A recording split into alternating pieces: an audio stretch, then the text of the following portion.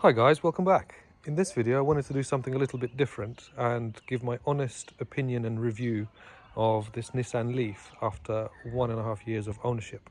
So I'm planning to discuss the good, the bad, the ugly, and hopefully somebody will find this point of view quite useful if they're considering buying one of these cars.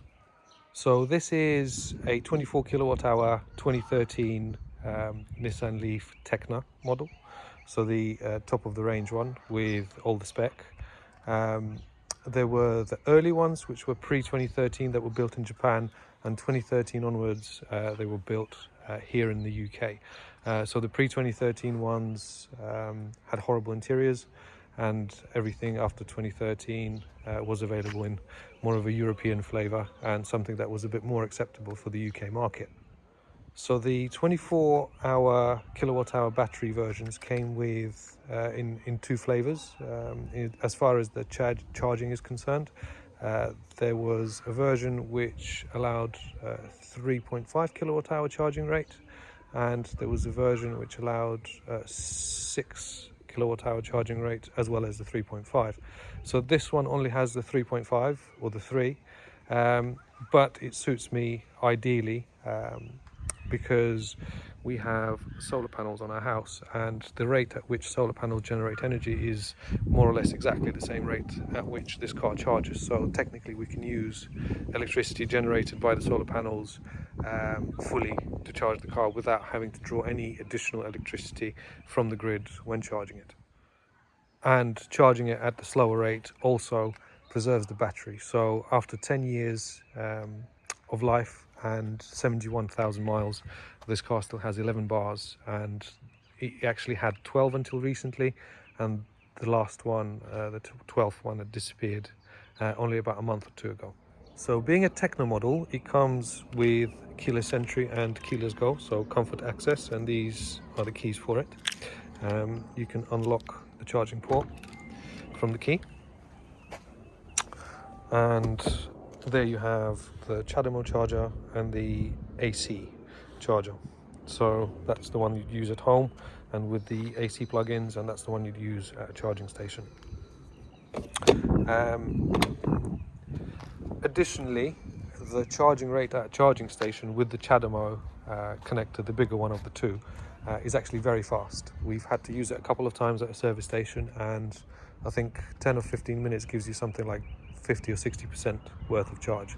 So that's fantastic, and whether the car has the 6 kilowatt hour battery, kilowatt hour charging option or not really doesn't matter, because all CHAdeMO chargers are very quick. The 6 kilowatt hour charging option is only applicable if you have a charger installed at home and you want to charge at the 6 kilowatt hour rate at home. So initially, when we purchased this car, I actually had booked in installation for a 7 kilowatt hour capable charger, specific wall charger, which was going to go on the wall just there. But then I've actually cancelled the installation, and what I did, I actually had a standard wall socket installed, and we use the so-called granny charger off of the wall socket here, and that basically allows the car to be charged at 3 kilowatts per hour. So basically the same as having your kettle on.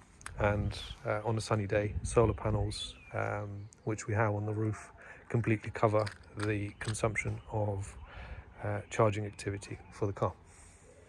So that's the charging covered. Let's look at what it actually looks like. And I know they say beauty is in the eye of the beholder, but I personally struggle with looking at this thing. It's okay, but I wouldn't say it's pretty. And I've looked at it from many different angles, and I really do struggle to find a pretty or an acceptable angle from it to look at as a car. But as a tool, I think it's fantastic. The wheels on these cars are originally 17s on the Techno models, and they are usually diamond cut. Any diamond cut wheel will have problem with lacquer peel and lacquer lifting and spiderweb under the lacquer. So I've had these wheels refurbished in just a standard silver powder coat, which I think has brightened the car up ever so slightly, and it looks a little bit fresher, and it's not so much of a problem with corrosion getting under the lacquer when the wheels are powder coated like this. Now, as far as the inside is concerned, and spec-wise, the car is actually really, really good. Being a Tekna model, it comes with privacy glass on the back, so tinted windows. It comes with electric folding mirrors, which I think is a great function. It comes with this keyless entry and keyless go, so when you want to unlock the car, you just press this button and you unlock it and close it via this. It also comes with leather seats, heated front seats, here are the buttons for them, and heated rear seats. There's only one button on this side, on the passenger seat, for the rear seat heating, and it switches on the bench completely when you flick this button on. It also comes with heated steering wheel, and the button for it is just there. And it comes with this sat-nav navigation, Bluetooth hands-free, which is standard, and Bluetooth audio streaming, which is also a fantastic feature.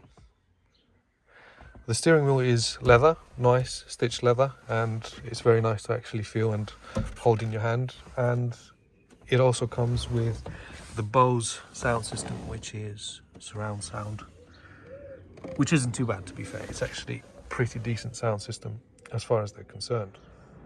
It also has cruise control, which is here, and it has this button here, which is for the eco mode, which allows you to preserve the battery to an extent when you enable that mode in driving.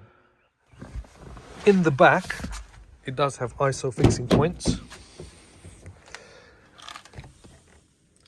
but not in the front, and there's a sticker here which basically says you cannot disable the front airbag, so do not put rear facing seats on the front seat, which is a shame really, because I think 2010 onwards most cars had this option, but the Nissan range, I guess, inherited it at a later stage.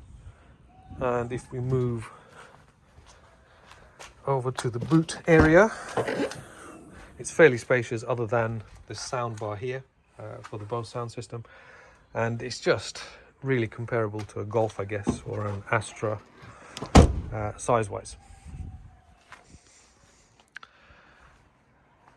For some reason, these cars do suffer with rust from time to time, so whenever you're looking at one, make sure that there's no rust and no dented areas or no fillers in them, in things like rear quarters, front wings, rear boot lids.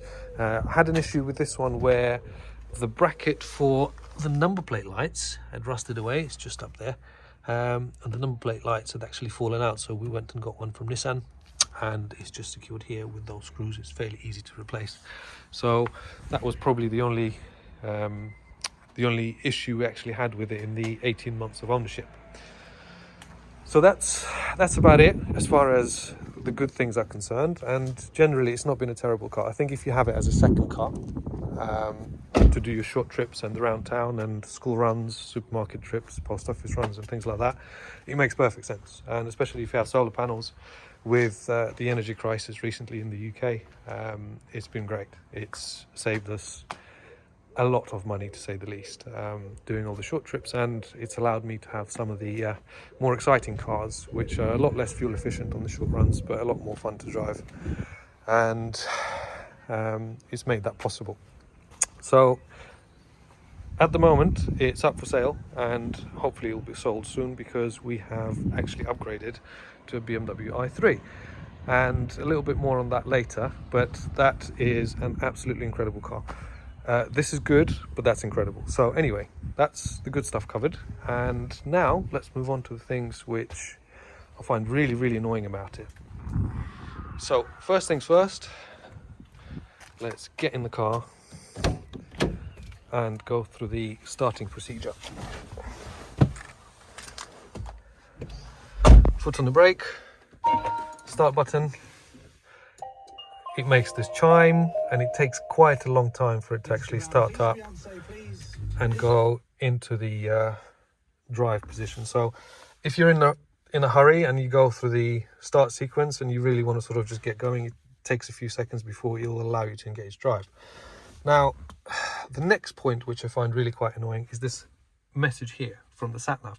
So if you switch on reverse, it will actually show you the 360 cameras, which is also part of the Tekna pack. It's quite nice because it's got cameras in the front, in the back, and in the wing mirrors. So that's another additional good point to the good points. And it will allow you to switch this on if you put the car into reverse, but when you put it back into drive, it'll bring this message back up. And you cannot permanently accept it. You have to accept it every time you get in the car and go through this, through the ignition cycle.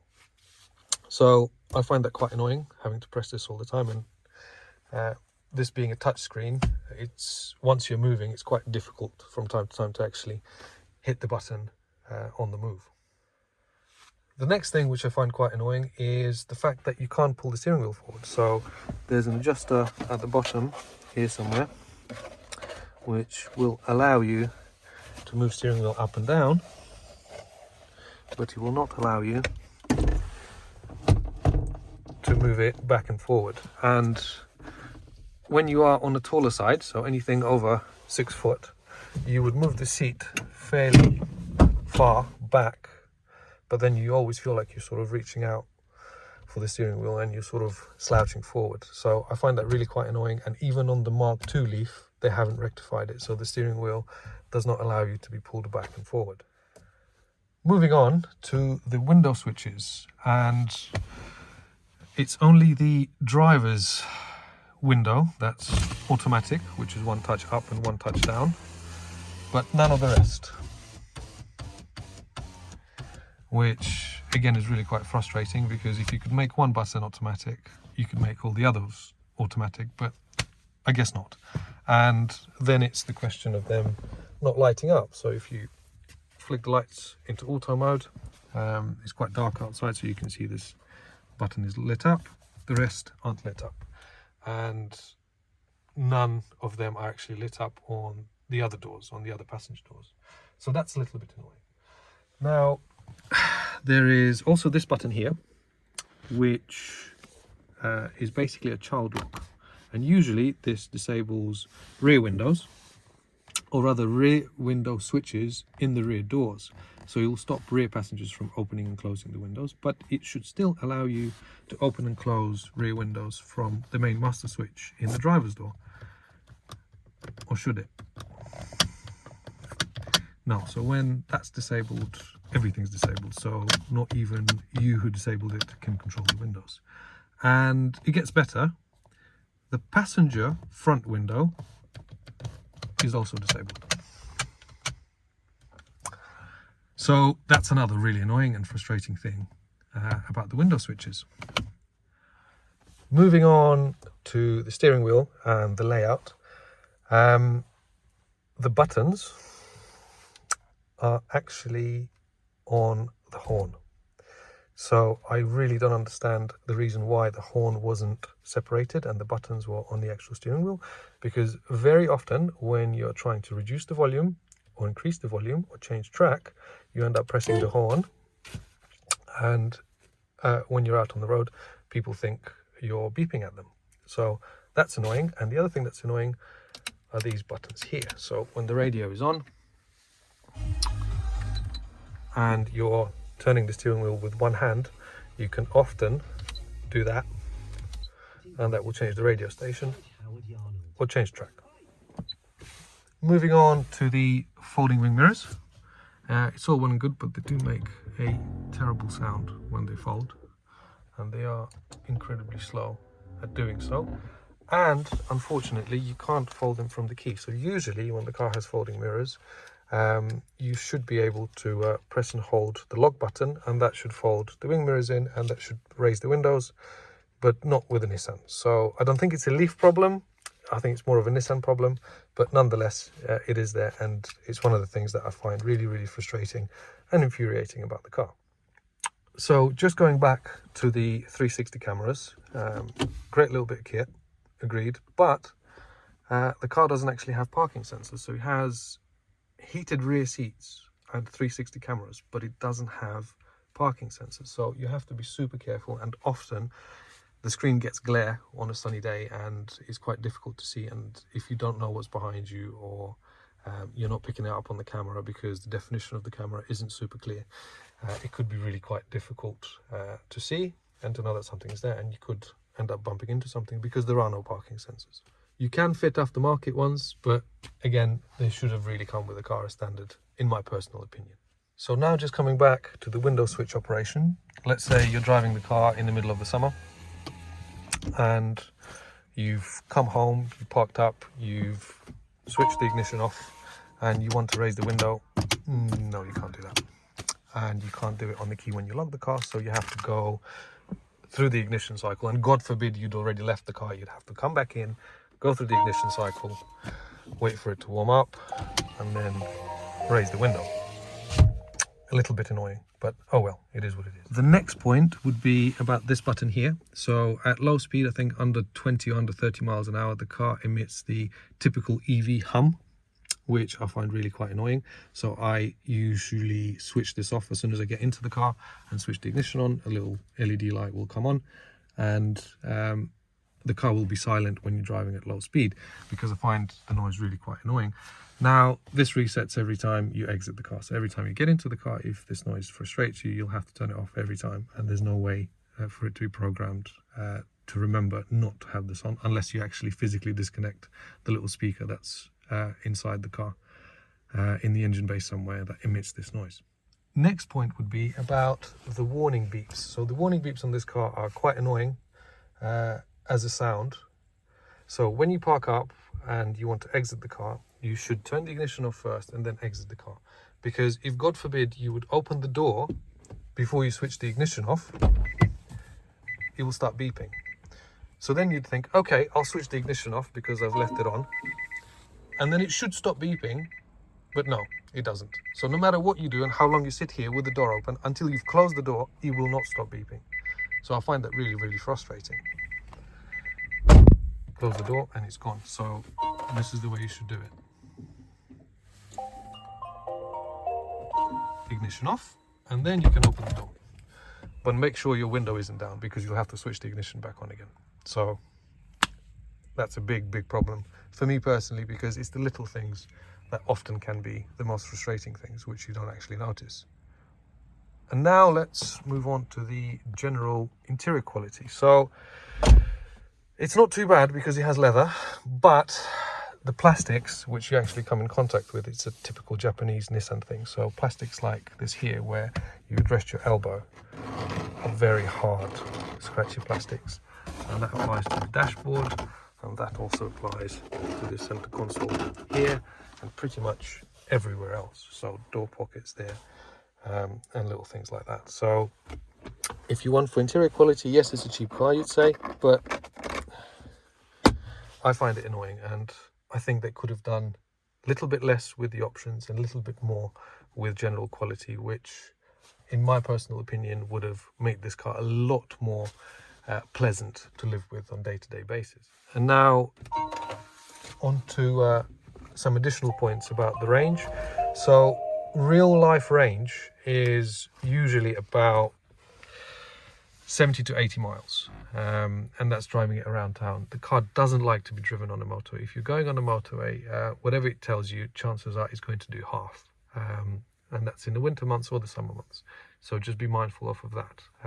Now we've been through the ignition cycle a few times, we'll have to switch this off again, but it has quite a handy feature. So Nissan advise you not to let the state of charge of the battery to drop below 20%, and this actually has a handy little feature which will stop the car from being charged after 80%. So ideally with the batteries, to preserve the battery health, they should be kept in the state of charge between 20 and 80%.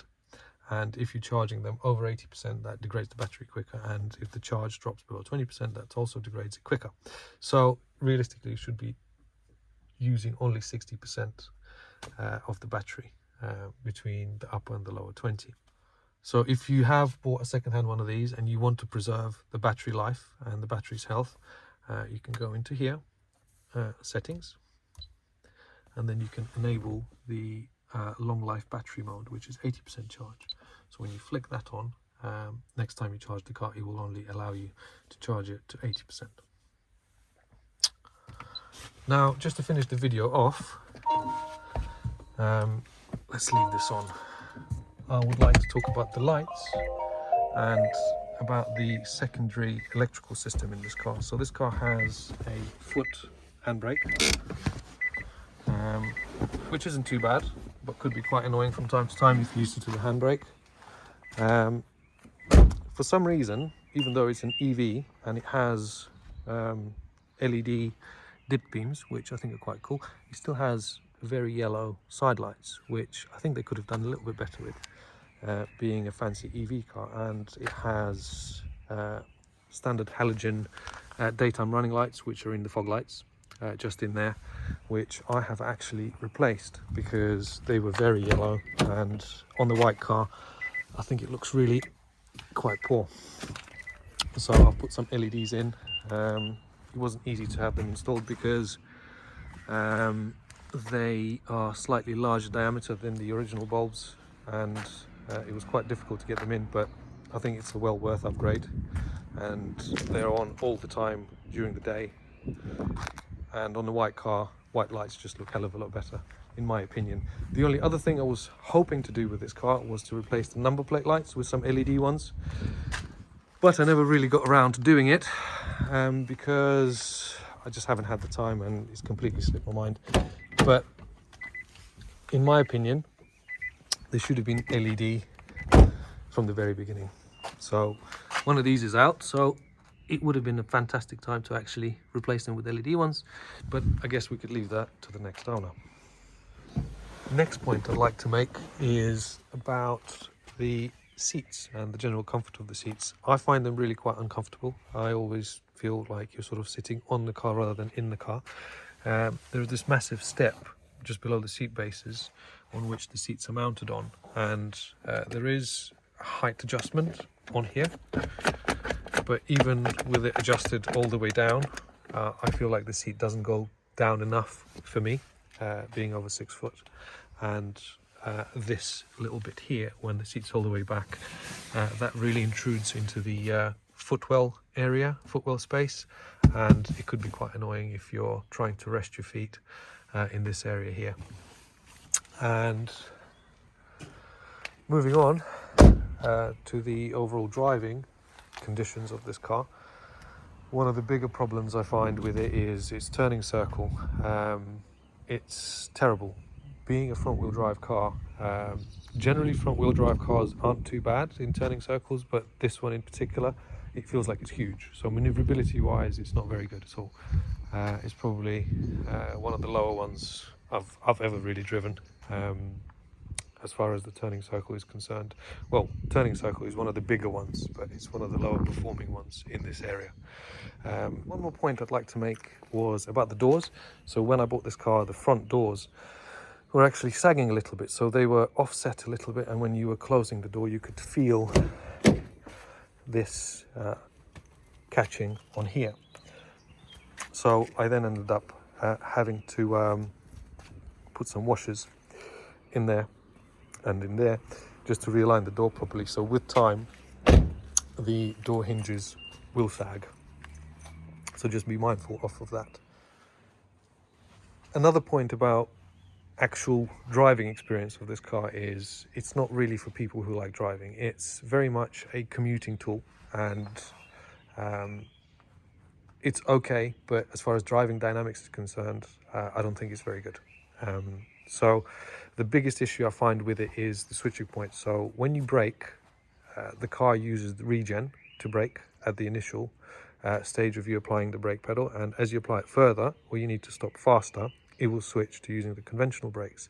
And the switching point, I feel, can be calibrated a hell of a lot better than it is on this particular car, because you can really feel the difference and the jump from the regenerative artificial braking, which is done with the electric motor, to when the car actually switches to the conventional brakes.